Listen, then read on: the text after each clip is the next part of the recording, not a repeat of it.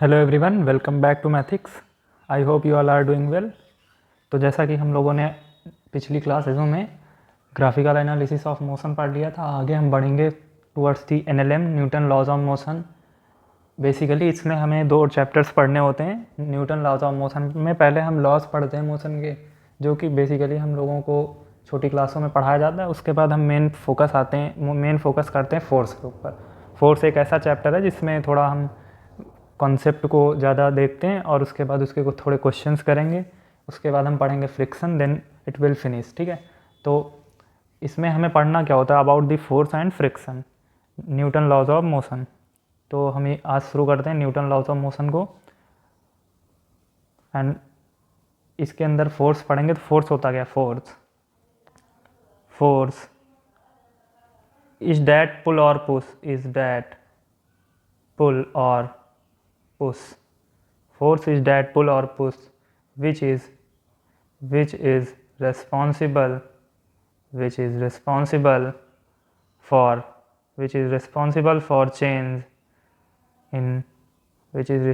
for change in motion of any system। Force एक ऐसा push और पुल है जो कि रिस्पॉन्सिबल है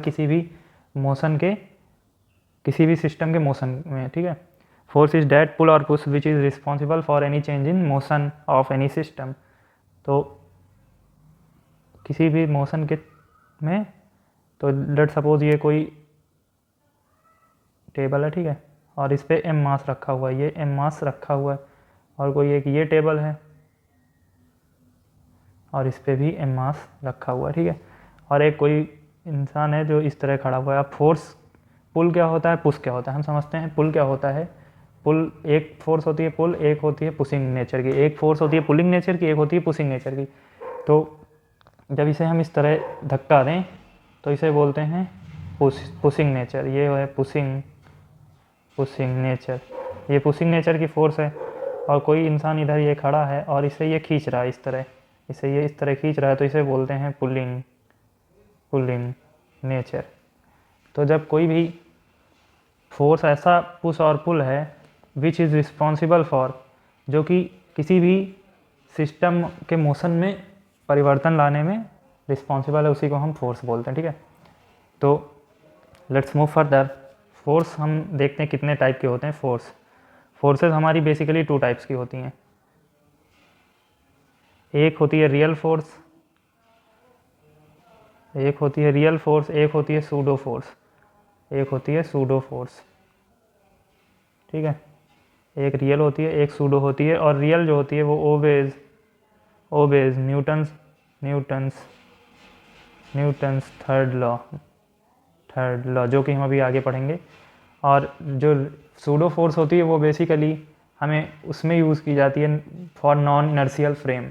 नॉन इनर्शियल फ्रेम क्या होते हैं, नॉन इनर्शियल फ्रेम अभी हम आगे बताएंगे, बट होते ये हैं कि जब हम किसी चीज़ के रिलेटिव देखते हैं तो उसे हम नॉन इनर्शियल फ्रेम बोलते हैं। ठीक है, तो let's move further towards the Newton laws of motion.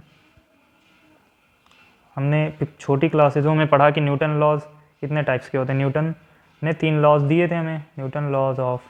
Newton first law of motion, Newton ने 3 लॉ दिए थे। फर्स्ट लॉ क्या था, law of inertia. First law is law of inertia. This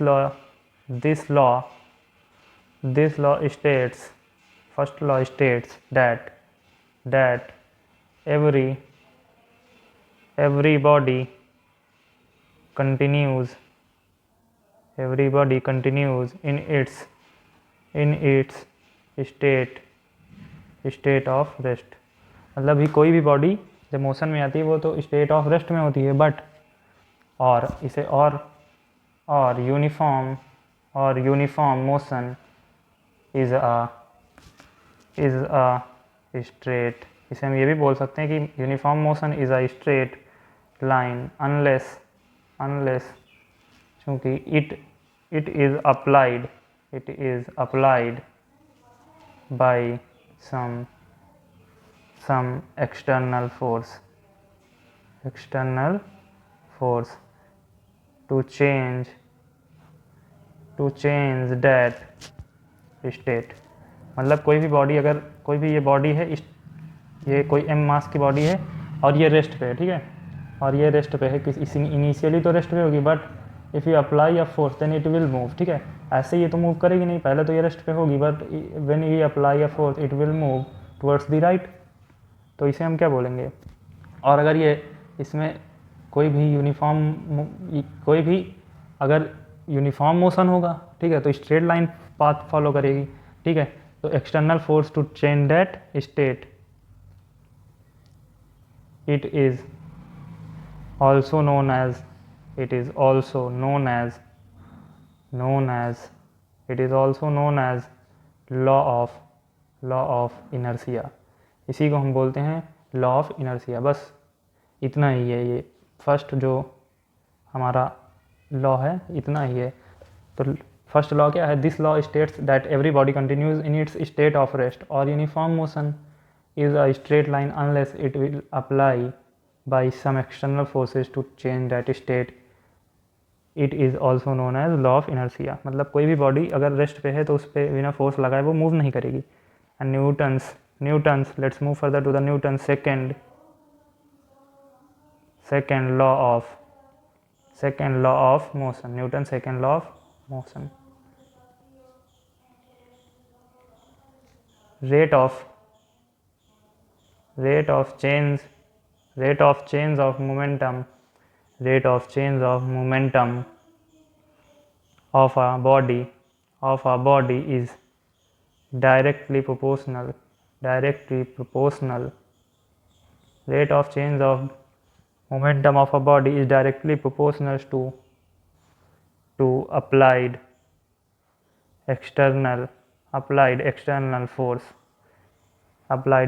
force on the body, on that body। मतलब rate of change of momentum of a body is directly proportional to the applied external force of the body, and the change that takes place in the direction of applied force। मतलब जो change होगा वो applied force के direction में होना चाहिए, ठीक है। तो इसे हम लिखेंगे rate of change of momentum. क्या होता है, rate of change of momentum होता है, rate of change of momentum मतलब इज इक्वल्स टू dp/dt, और इसे हम लिख सकते हैं, p को लिख सकते हैं dmv/dt, ठीक है। और इसे लिखा जा सकता है mdv/dt, which is equals to m, तो m रहेगा और ये हो जाता है हमारा a, which is equals to f external. इसे हम बोलते हैं f एक्सटर्नल। मतलब कोई भी f एक्सटर्नल फोर्स लगाई जाए तो उसे हम बोलते हैं f external which is equals to ma। ये होता है हमारा सेकेंड लॉ। थर्ड लॉ की तरफ बढ़ते हैं। थर्ड लॉ न्यूटन ने दिया था, Newton's third law,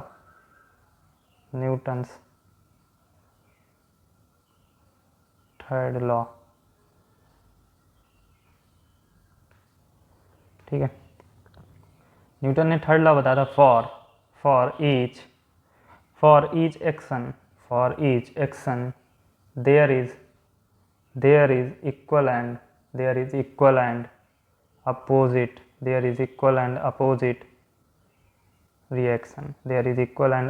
reaction and acting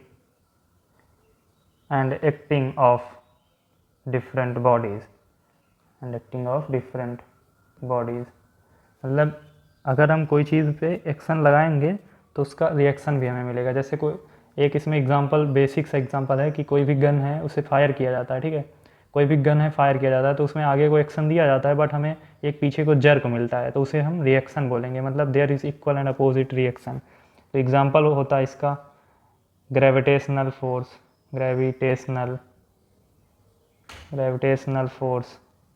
दूसरा एग्जांपल है इलेक्ट्रोस्टैटिक फोर्स। तीसरा है टेंशन हम स्ट्रिंग में देखते हैं तो एक अगर कोई स्ट्रिंग में है टेंशन इधर है तो इधर भी आप टेंशन मिलेगी आपको, ठीक है। तो tension and next one is normal force etcetera. These are the examples of Newton third law of motion, action and reaction, ठीक है।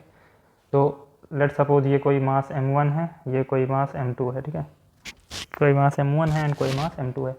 तो इन दोनों के बीच में ड्यू टू मास एक फोर्स होगी जो कि इस पे इधर को होगी, इस पे इधर को होगी, and this force is F, this force is F due to, this force is F on 1 due to 2 and this force is F2 due to 1, ठीक है। तो इसे हम बोलेंगे एक्शन और इसे बोलेंगे हम रिएक्शन, ठीक है। तो यहाँ पर हमारा अकॉर्डिंग टू ग्रेविटेशन ये हमारा F12 क्या हो जाएगा, F12 हो जाएगा F12 is equals to Gm1 m2 upon R square I cap. इसी तरह हो जाएगा by m2 force by m2 on m1 क्या होगी, m2 ऑन m1 इसके ऊपर क्या होगी m1 की वजह से F21 is equals to Gm1 m2 upon R square minus की आई कैप, ये इधर होगी और ये इधर होगी, तो ये प्लस आई कैप और ये माइनस आई कैप, ठीक है।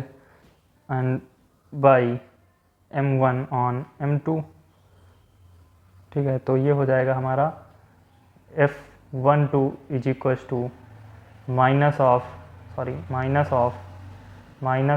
F21। दोनों इक्वल एंड अपोजिट फोर्सेस हो जाएंगे, दोनों इक्वल एंड अपोजिट फोर्सेस हो जाएंगे, मतलब there is equal and opposite action and reaction, ठीक है। तो हम आगे बढ़ते हैं। यहाँ पर हमारे तीनों लॉज खत्म होते हैं। फर्स्ट लॉ में हमने देखा लॉ ऑफ इनर्शिया, दूसरे लॉ में हमने देखा second law of motion F equals to ma, and third law is action and reaction, ठीक है। There is equal action and there is equal for each action there is equal and opposite reaction, ठीक है। तो आगे बढ़ते हैं towards the electrostatic force. अब इसी में जैसे हमने ये एग्जांपल देखा हमने इसका एग्जांपल देखा जो कि है ग्रेविटेशन का। अब इसी तरह इलेक्ट्रोस्टैटिक फोर्स का क्या होता है, इलेक्ट्रोस्टैटिक फोर्स जो कि हम आगे इलेक्ट्रोस्टैटिक्स में पढ़ेंगे 12th क्लास में। इलेक्ट्रोस्टैटिक फोर्स में क्या होता है, बेसिकली कोई भी दो चार्जेस दिए होते हैं, ठीक है, Q1 एंड Q2। दो चार्जेस हैं हमारे पास और इनके बीच की डिस्टेंस कुछ ये है, कुछ भी मान लेते हैं, ठीक है, R है। और इस पे जो फोर्स लगेगा due to force on 1 due to 2 which is action and this is force on 2 due to 1 which is reaction, ठीक है, ये रिएक्शन होगी। तो F12 क्या होगा, F12 होगा ये वाली फोर्स होगी F12 equal to 1/4 pi epsilon naught, ये कांस्टेंट होता है 1/4 pi epsilon naught Q1 Q2 upon R square. ये हमें इलेक्ट्रोस्टैटिक में आगे पढ़ाया जाएगा, R square, and this is minus I cap, ठीक है। एंड इसी तरह F21 हो जाएगा, F21 is equal to 1/4 pi epsilon naught Q1 Q2 upon R square plus का आई कैप, ठीक है, ये प्लस का आई कैप एंड ये माइनस का I cap. So F12 is equal to minus of F21, F12 is equal to minus of F21। ये होते हैं हमारे, ये एग्जांपल इसका भी हो गया, ठीक है। लेट्स मूव फर्दर टुवर्ड्स दी। अब हम आगे बढ़ेंगे और पढ़ेंगे टेंशन इन स्ट्रिंग, टेंशन निकालना सीखेंगे, टेंशन इन स्ट्रिंग। अब यहाँ से मेन टॉपिक शुरू होता है बिकॉज ये फोर्स में बहुत ज़्यादा इंपॉर्टेंट है, मतलब टेंशन तो हमें अक्सर क्वेश्चंस में निकालना होगा, जहाँ पर रोक दी होगी वहाँ पर हमें टेंशन में टैकल करना होगा, ठीक है। तो इसके तीन नेचर होते हैं बेसिकली स्ट्रिंग के, टेंशन इन स्ट्रिंग के तीन नेचर होते हैं। Always along the string, always along the string, string के अंदर होती है, ठीक है। Away from system, away from system, system से दूर होती है। And third one is pulling nature, और हमेशा स्ट्रिंग में जो फोर्स आएगी वो हमेशा पुलिंग नेचर की होगी, पुशिंग नेचर की नहीं होगी, मतलब वो पुल करेगी हमेशा। तो लेट सपोज दो मासेस हैं, एक ये m है, ठीक है, ये m1 है एंड दिस इज़ m2, ठीक है, this is m1 and this is m2, और ये कोई भी लाइन से जुड़े हुए हैं, मतलब एक स्ट्रिंग है, ये एक कोई स्ट्रिंग से जुड़े हुए हैं, ये दोनों एक कोई स्ट्रिंग से जुड़े हुए हैं, ठीक है। तो इसे हम F4 से खींच रहे हैं, मतलब ये कोई सिस्टम हमें दिया हुआ है m1 and m2 and this is a string, किसी भी स्ट्रिंग से ये बंधे हुए हैं, और F4 से जब हम इसे टूवर्ड्स द लेफ़्ट खींचेंगे तो दोनों में कुछ यहाँ पर इसमें स्ट्रिंग में टेंशन आएगा, कुछ फोर्स यहाँ पर लगेगी, और इसी तरह ये फोर्स भी यहाँ पर T लगेगी, मतलब यहाँ अगर T लगेगी तो यहाँ भी T लगेगी फोर्स, ठीक है। And this is by m2 on m1, this is action, and this is by this T is by m1 on m2, m1 on m2 and this is known as reaction। और ये जो surface है ये smooth है, मतलब कोई भी friction वाली बात नहीं है, ठीक है। तो ये हमारा कुछ इस तरह इसमें टेंशन आती हैं, ठीक है। अगर इधर T आएगी तो इधर भी T आएगी एंड दिस, अब आप देख सकते हैं ये पुलिंग नेचर की, पहली बात तो है पुलिंग नेचर की, ठीक है। अवे फ्रॉम सिस्टम है, मतलब मास से दूर है, और ऑलवेज इन स्ट्रिंग, और स्ट्रिंग के अंदर है, ठीक है। एंड तो इसे हम इस तरह देखते हैं। तो एग्जांपल एक देख लेते हैं, एक एग्जांपल देख लेते हैं। कोई भी ये एक कोई क्लैंप ये दिया हुआ है, एक क्लैंप ये दिया हुआ है, और ये कोई मास m2 है, इधर से ये इससे जॉइंट है और इधर से ये इधर जॉइंट है, ठीक है। ओह शिट, ये कुछ इस तरह है, इस तरह है, ठीक है। और इससे एक और मास जॉइंट है विच इज़, सॉरी थोड़ा दूर बनाते हैं, दिखाने में आसानी होगी। दिस इज़ m1, ठीक है। अब इसमें हमें देखना है कैसे क्या आएगा स्ट्रिंग में। तो ये m1 है, तो कुछ यहाँ पर इसमें m1g लगेगा फोर्स, ठीक है। नीचे ड्यू टू ग्रेविटेशन फोर्स इसमें m1g से ये नीचे आएगा, ठीक है। और इसमें इसे जो इसमें इस स्ट्रिंग में जाएगा जो है वो, यहाँ से देखते हैं, देखो ये स्ट्रिंग एक है, एक स्ट्रिंग में एक तरह की टेंशन होगी, ये T1 हो जाएगी तो ये भी T1 होगी, ठीक है। इसी तरह ये T2 हो जाएगी और ये भी T2 होगी, और ये इसे हम T3 मान लेंगे तो ये भी इधर भी लगेगी T3। इस तरह हम जो है ये रिएक्शन हो जाएगा, और ये सॉरी ये एक्शन होगा अगर, तो ये रिएक्शन हो जाएगा। तो हमें कुछ इस तरह स्ट्रिंग में टेंशन्स दिखाई जाती हैं। अब कोई पुली सपोज करते हैं कि कोई ये पुली दी हुई है, ठीक है, ये पुली है, ये कोई पुली है, m1 मास है, ये m2 मास है, तो कुछ इसमें ये टेंशन आएगा T, इधर आएगा T, इधर आएगा T, इसी तरह इसके ऊपर आएगा T। और जब हम इसमें जाते हैं और इसकी यहाँ पर 2T हो जाता है टेंशन, ठीक है। किसी भी पुली में ये वाली रोप में तो सेम टेंशन रहेगी, बट इस रोप में जब जाएंगे तो ये 2 टाइम्स हो जाएगी, इसी तरह अगली रोप में जाएंगे तो वो 4 टाइम्स हो जाएगी, मतलब इसी के ऊपर कोई पुली बंधी हो और उसके ऊपर जाएंगे तो ये 40 हो जाएगा, ठीक है। तो इस तरह हम पुली में देखते हैं टेंशन्स को। लेट्स मूव फर्दर, आगे हम इसे कंसेप्ट क्वेश्चंस में करेंगे, ठीक है। आगे बढ़ते हैं towards the contact force. Contact force के बारे में देखते हैं। कॉन्टैक्ट फोर्स बेसिकली ये दो टाइप्स के होते हैं। First one is normal contact, और एक होता है टेंजेंशियल कॉन्टैक्ट। एक नॉर्मल कॉन्टैक्ट होता है, एक टेंजेंशियल कॉन्टैक्ट होता है। अब नॉर्मल कॉन्टैक्ट तो नॉर्मल रिएक्शन होती है, ठीक है।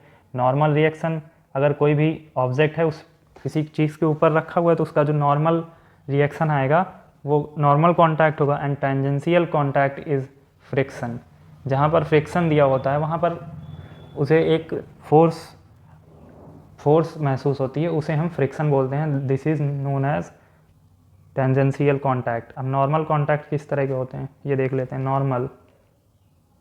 नॉर्मल कॉन्टैक्ट, तो कोई भी ये टेबल है, ठीक है, कोई टेबल ये है और इसके ऊपर m मास रखा हुआ है, m मास रखा हुआ है।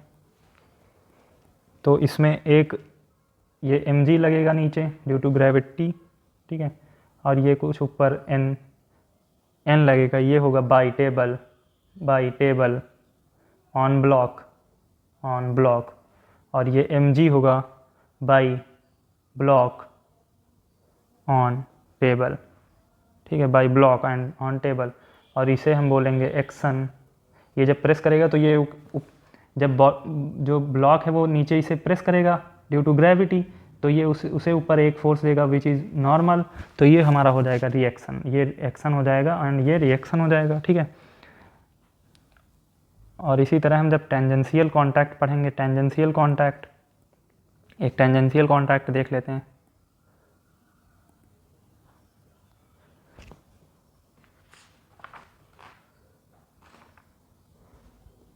अभी नॉर्मल ही देखते हैं, एक और नॉर्मल देखते हैं कि लेट सपोज कोई भी ये एक दिया हुआ है, ये कोई दिया हुआ है, ठीक है, ये कोई सपोर्ट है और कोई मास यहाँ पर रखा हुआ है इस तरह, ठीक है, इस तरह कोई मास m रखा हुआ है। तो अब इसमें इसकी वजह से mg जो लगेगा एक, तो उसकी वजह से एक ऊपर लगेगी फोर्स, एक नीचे लगेगी, ठीक है, और एक इस सपोर्ट पे भी लगेगी। दिस इज़ अगर n डैश तो ये भी n डैश होगा, बट यहाँ पर क्या है, नीचे इससे सपोर्ट मिल रहा है, यहाँ पर कोई कांटेक्ट नहीं हुआ, तो ये हो जाएगी फोर्स जीरो, ये हो जाएगी फोर्स जीरो। तो यहाँ पर इसमें कोई फोर्स इतनी टाइम नहीं होगी, बट अगर ये नीचे का सपोर्ट ना हो तो इसे अगर रोकना है तो यहाँ पर कोई फ्रिक्शन होना चाहिए, ठीक है, मतलब ये कोई इस तरह सपोर्ट हो, इस तरह रखा हो, और हमें बताया गया हो कि ये N1 is equal to N2 होना है, ठीक है, मतलब ऊपर की फोर्स नीचे की इक्वल होना है और इसे स्लिप नहीं करना है। तो इसमें कोई स्मूथ सरफेस होगा नहीं, तो ये रफ सरफेस होगा तो फ्रिक्शन होगा, मतलब फ्रिक्शन होगा और यहाँ पर फिर फ्रिक्शन एक्ट करेगा, तो इसे एक नॉर्मल इधर को मिलेगी और इसमें इधर को एक फ्रिक्शन एक्ट करेगी, तब ये इक्विलिब्रियम में होगा, ठीक है। तो ये तो बात हो गई आगे की क्वेश्चंस में ये आता है काम। नॉर्मल कॉन्टैक्ट्स देख लेते हैं किस तरह का। और फ्रिक्शन होता क्या है, फ्रिक्शनल कॉन्टैक्ट पता ही टेंजेंशियल, कि जब फ्रिक्शन एक्ट करेगा तो वहाँ पर फ्रिक्शनल कॉन्टैक्ट होगा। अब नॉर्मल कॉन्टैक्ट तो कई टाइप के होते हैं, तो एक इस तरह का होता है कि कोई भी ये ब्लॉक है जो मैं अभी यहाँ पर बताया कि ये कोई ब्लॉक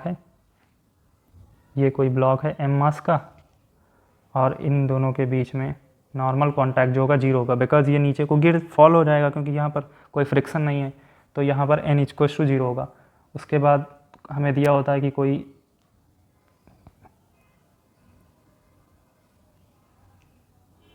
कुछ इस तरह हमें रॉड्स दी होती हैं, ठीक है,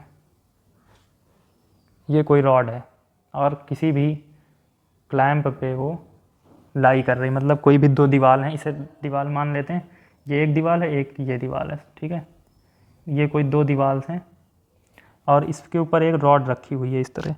तो कुछ इसका फोर्स यहाँ पर रॉड लगाएगी इस पर, कुछ फोर्स रॉड इस पर इधर लगाएगी, और कुछ जब ये रॉड इस पर लगाएगी तो दीवार जो होगी वो एक रिएक्शन देगी, ठीक है।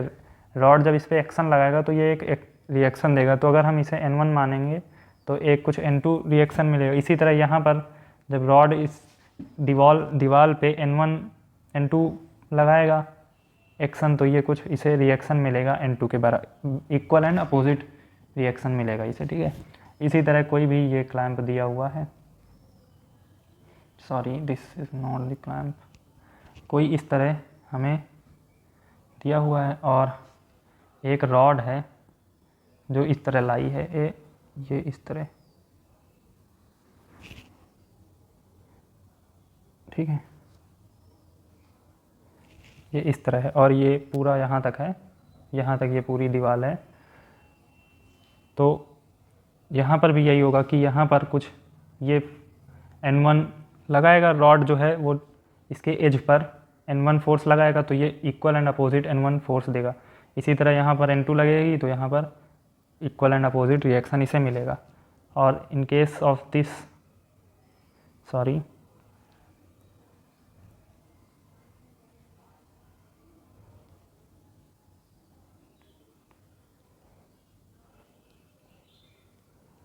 एक मिनट,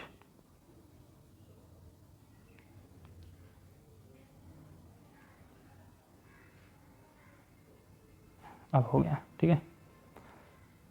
तो कोई इस तरह दिया हुआ है हमें, अब इसमें हमें नॉर्मल रिएक्शंस देखनी है किस तरह होंगी, नॉर्मल कांटेक्ट किस तरह होंगे, ठीक है। तो यहाँ पर एक, यहाँ पर ये टच कर रहा है, एक यहाँ पर ये टच कर रहा है, ठीक है।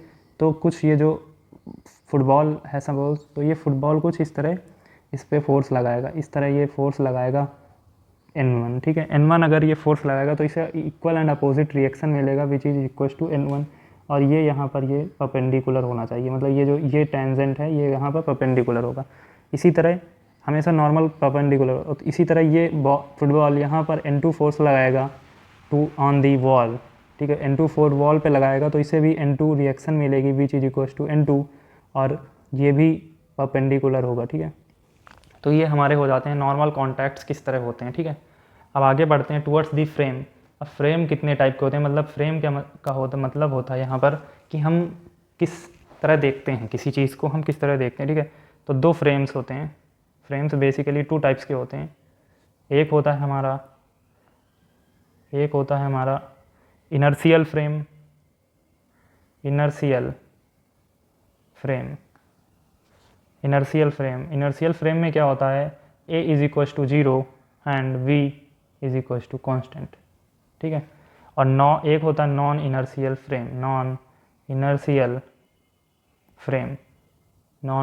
फ्रेम, जो कि हमें ज़्यादा से ज़्यादा काम आता है, non inertial frame in relative motion.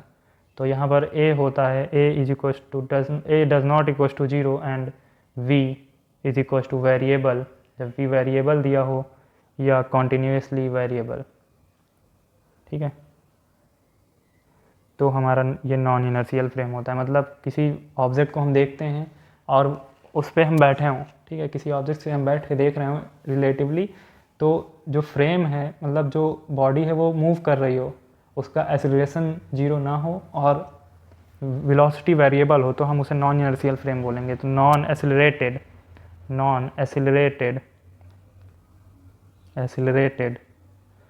Frame are inertial, non accelerated frame are inertial. इसी तरह होगा accelerated frame are non inertial, accelerated frames are non inertial, ठीक है। अब इसमें हमें करना क्या होता है, प्रॉब्लम सॉल्व करने के लिए हमें फ्री बॉडी डायग्राम्स देखने होते हैं। फ्री बॉडी किसी भी प्रॉब्लम को सॉल्व करने के लिए हमें फ्री बॉडी डायग्राम बनाने होते हैं, जिससे हम उसे किसी भी क्वेश्चन को मतलब समझते हैं और उसमें आगे करते हैं, उसे सॉल्व करते हैं। तो फ्री बॉडी डायग्राम होता क्या है, बेसिकली कोई भी, जैसे ये ऑब्जेक्ट M है और यहाँ से कोई बंदा खड़ा होकर देख रहा है, ठीक है, ऑन अर्थ से खड़ा होकर देख रहा है, ये M है। तो हमें पहले तो इसमें दो डायग्राम्स बनाने होते हैं। फ्री बॉडी डायग्राम में दो डायग्राम बनाने होंगे, जिसमें पहला होगा हमारा, जिसमें हम मतलब दो स्टेप्स में हम करेंगे, फ्री बॉडी डायग्राम बनाएंगे। फर्स्ट में हम बनाएंगे फर्स्ट में हम देखेंगे कॉज, दूसरे में हम देखेंगे इफेक्ट, ठीक है। पहले में हम देखेंगे कि क्या हो रहा है, ठीक है। और यहाँ पर कॉज में all real force by surrounding on system, हम यहाँ पर दिखाएंगे कि जो ओरिजिनल फोर्स रियल फोर्स हैं by the surrounding of the system, ठीक है। और यहाँ पर हम with respect to earth effect देखेंगे कि उसका क्या इफेक्ट पड़ रहा है, ठीक है, विद रिस्पेक्ट टू अर्थ। तो अब आगे बढ़ते हैं। फ्री बॉडी डायग्राम कुछ इस तरह के मतलब इस टाइप के हम करेंगे कि पहले हम कोई भी, जैसे ये कोई मास दिया हुआ है तो हम इसमें देख लेंगे इन एक्सटर्नली सराउंडिंग से कितनी रियल फोर्सेस लग रही हैं, ठीक है। उसके बाद हम उस पर इफेक्ट देखेंगे, इफेक्ट क्या पड़ रहे हैं, ठीक है। तो इफेक्ट क्या होगा, एसिलरेशन अबाउट कैसे एसिलरेट कर रही है, क्या कर रही है, ठीक है। तो हम ये देखते हैं बेसिकली। फर्स्ट पार्ट हम इसका देखते हैं, मतलब फर्स्ट एग्जांपल देखते हैं। कोई भी ये बॉडी M मास की है और किसी भी ऑब्जेक्ट पे रखी हुई है, ठीक है।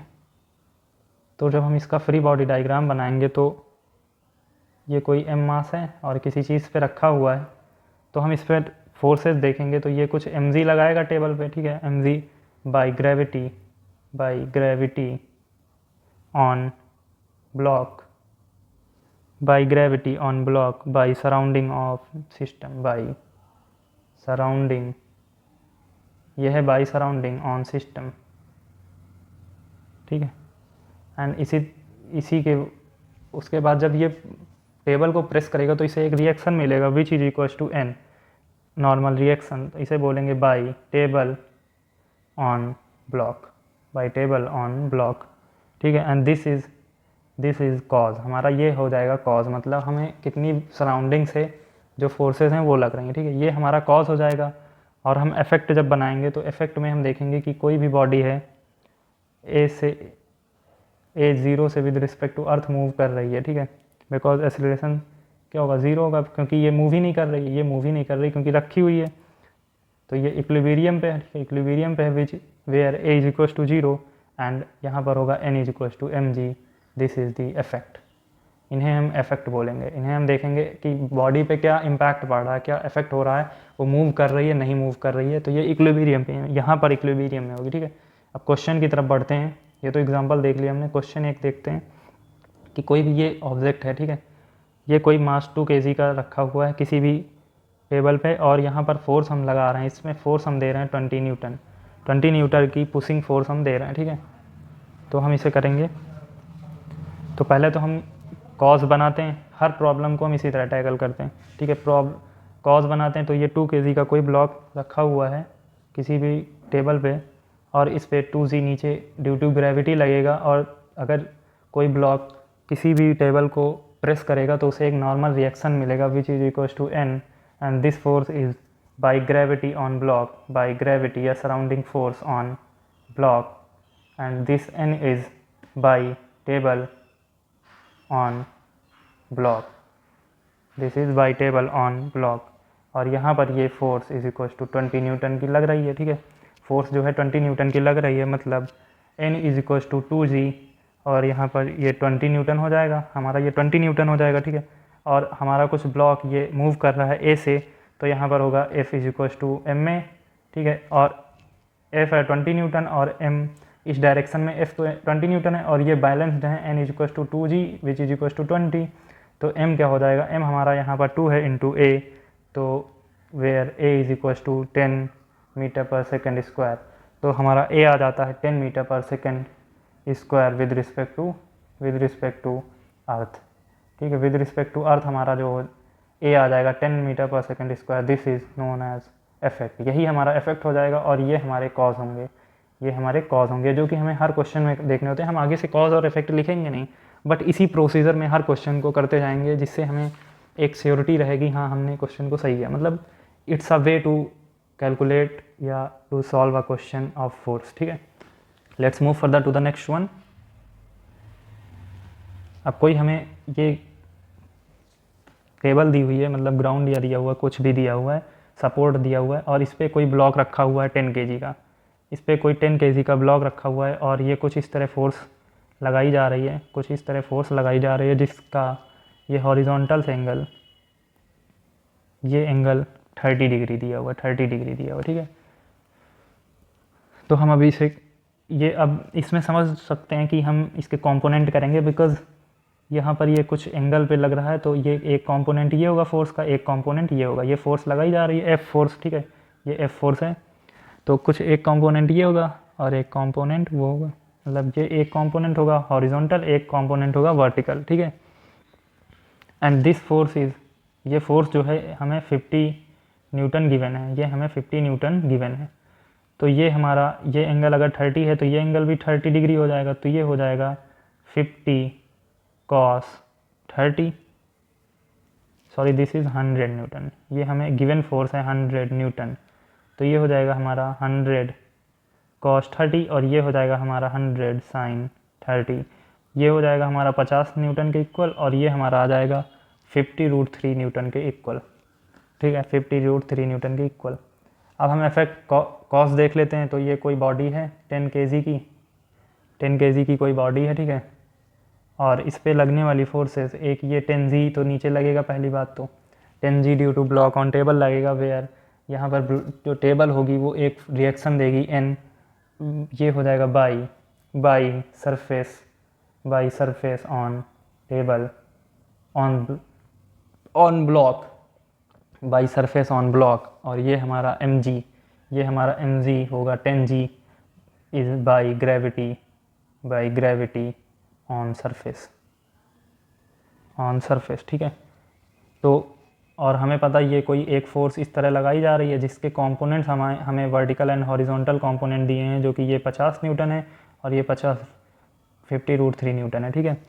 तो अब यहाँ पर हम पहले तो हमने ये कॉज देख ली, ठीक है। अब इफेक्ट में क्या होगा, अब हमें पता है एक फोर्स, कोई भी ब्लॉक है उसके ऊपर एक फोर्स ऊपर n लग रही है, नीचे का फोर्स 2 लग रही हैं, एक 50 न्यूटन तो ये वाली, ठीक है, 50 न्यूटन ये वाली, 50 प्लस ये हो जाएगी 100 न्यूटन के इक्वल, तो ये हो जाएगी 100 न्यूटन। ये एक फोर्स ये लग रही है और एक फोर्स लग रही है कुछ इस तरह, इस डायरेक्शन में, जो ये इसका हॉरिजॉन्टल कंपोनेंट होगा 50√3 न्यूटन, ठीक है। तो ये n तो इसे बैलेंस कर लेगा, ठीक है, n इसे बैलेंस कर लेगा, तो n इज इक्वल टू हो जाएगा 100 प्लस 50 न्यूटन, तो ये हो जाएगा n is equal to 150 newton. n तो हमारा 150 न्यूटन आ जाएगा, बट ये जो फोर्स होगी इसे मूव करने में हेल्प करेगी, इसे मूव कराएगी, तो ये हो जाएगा हमारा, यहाँ पर हमें पता है कि कुछ बॉडी जो होगी वो इस तरह मूव करेगी, इधर को मूव करेगी विद एक्सेलरेशन a, तो हम इसे निकाल लेंगे, a कितना आएगा, तो F net is equal to mass into acceleration, mass है 10 इंटू a, तो एफ नेट हो जाएगा हमारा, एफ नेट कितना है 50√3 लग रहा है, तो 50√3 is equal to 10a, sorry this is 50√3 is equal to 10a, तो ये हो जाएगा a is equal to 5√3 metre per second square, and this is towards right, ठीक है, towards right. Let's move further to the next question. ये हमारा question यहीं पर होता है फिनिश। दूसरे क्वेश्चन की तरफ बढ़ते हैं कि कोई भी ये ऑब्जेक्ट है कुछ इस तरह 3 kg का ये कोई ऑब्जेक्ट है और इस पे 2 फोर्सेस दिए हुए हैं, एक ये F2 दिया हुआ है 10 न्यूटन और ये कुछ F1 दिया हुआ है, F1 is equal to 20 newton, and this angle is 53 degree and this angle is 37 degree, ठीक है। तो इसके हम कंपोनेंट करेंगे और इसका कंपोनेंट ये हो जाएगा 6 Newton and this component is 16 Newton, और एक इसका कंपोनेंट होगा ये 8 न्यूटन और ये कंपोनेंट होगा 12 न्यूटन, ठीक है। तो हमें पता है कि कोई भी ऑब्जेक्ट इस तरह रखा हुआ है अगर किसी भी सरफेस पे और 3 kg का है, तो इस पे फोर्सेस जो हमने निकाली ये लग रही हैं, ये 3G और ये नॉर्मल लगेगी ड्यू टू ग्रेविटी रिएक्शन मिलेगा इसे, ठीक है। और यहाँ पर एक फोर्स है, ये ऊपर को फोर्स है 12 प्लस 8 न्यूटन, ठीक है, 12 प्लस 8 न्यूटन, और ये इधर है 6 न्यूटन और इधर है ये 16 न्यूटन, ठीक है। तो इसे हम जब ऑब्ज़र्व करेंगे तो कुछ इसमें इन ये फोर्सेस जो होंगी, ये फोर्सेस ये नॉर्मल जो होगी और ये मिल के इसे बैलेंस कर लेंगी, मतलब नॉर्मल प्लस ये 12 प्लस 8 न्यूटन 20 न्यूटन, तो 20 इज इक्वल टू 3G, ठीक है। तो नॉर्मल आ जाएगी हमारी 30 minus 20 is equal to 10 newton. Normal तो हमारी यहाँ पर 10 न्यूटन आ जाएगी, बट ये फोर्सेस डोमिनेट कौन कर रहा है, लेफ्ट साइड डोमिनेट कर रही है, 6 न्यूटन है, ये 16 न्यूटन है, 16 न्यूटन बड़ी है, तो यहाँ पर हो जाएगा ये कुछ एक्सेलरेशन बॉडी के पास इस डायरेक्शन में होगा, तो एफ नेट आ जाएगा हमारा, F net is equal to M में, और एफ नेट हमारा है 16 minus 6 is equal to M, mass कितना है 3 kg इंटू ए, और ये इक्वल हो जाएगा 10 इज इक्वल टू 3a, तो a आ जाएगा हमारा 10/3 metre per second square towards left, ठीक है। ये हमारा कुछ आंसर आ जाएगा, मतलब a आ जाएगा हमारे पास 10/3 metre per second square towards left, ठीक है। और उसके बाद हम फिर देखते हैं नेक्स्ट, आगे एक देखते हैं, कुछ हमें इस तरह दिया हुआ है, क्लैंप ये है और यहाँ से हमें 10 kg का मास जो है हैंग कर रहा है और यहाँ पर 5 kg का मास जो है हैंग कर रहा है, ठीक है। अब इसमें हमें बताना है टेंशन इन द स्ट्रिंग, ठीक है, टेंशन इन द स्ट्रिंग। तो हमें पता है ये कुछ T1 होगा यहाँ पर, इधर को T1 होगा, ये T2 होगा और ये भी T2 होगा, ठीक है। तो FBD ऑफ 5 kg, FBD बनाएंगे 5 kg का, तो 5 kg कुछ इस तरह है और इस पर 5G नीचे लग रहा है और ऊपर ये T1, ठीक है। एंड एक्सेलरेशन जो है 0 होगा इसका, क्योंकि स्ट्रिंग बंधी हुई है, टूटेगी तो है नहीं। तो T1 हो जाएगा हमारा 5G, तो T1 is equal to 50 Newton, T1 हमारा 50 न्यूटन आ जाएगा, ठीक है। T1 हमारा जो है 50 न्यूटन आ जाएगा। इसी तरह FBD ऑफ 10 kg, जब FBD ऑफ 10 kg बनाएंगे हम, FBD ऑफ 10 kg, तो ये 10 kg है, 10 kg है और यहाँ पर नीचे इसमें लग रहा है T2 भी लग रहा है और 10G भी तो लगेगा, मास ड्यू टू ग्रेविटी लगेगा, एंड T2 भी यहाँ पर देखो, ये T2 भी लग रहा है, ठीक है। तो T1 नीचे T1 लग रहा है ड्यू टू 5G, ठीक है, 5G का जो रिएक्शन होगा 5G वाले में उसका, और यहाँ पर ये T2 भी होगा, ठीक है। तो एक्सेलरेशन तो 0 होना चाहिए, एक्सेलरेशन तो 0 होना चाहिए इक्विलिब्रियम के लिए। तो T2 यहाँ पर इक्वेशन बनेगी T2 is equal to T1 plus mg 10G। तो ये हो जाएगा T2 is equal to T1 था हमारे पास 50 प्लस 100, T2 आ जाएगा हमारा 150 न्यूटन, T2 जो हमारा आ जाएगा 150 न्यूटन, ठीक है। मतलब T1 is equal to 50 newton and T2 is equal to 150 newton. अब आगे बढ़ते हैं टुवर्ड्स द नेक्स्ट कॉन्सेप्ट। तो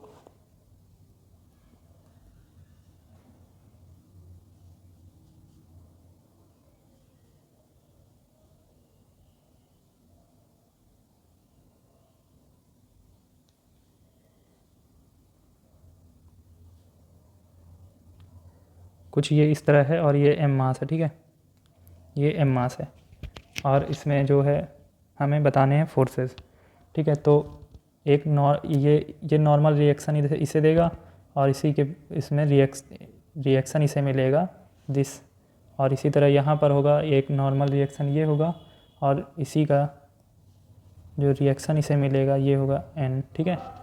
तो ये फोर्स होगी these forces are from centre, ठीक है।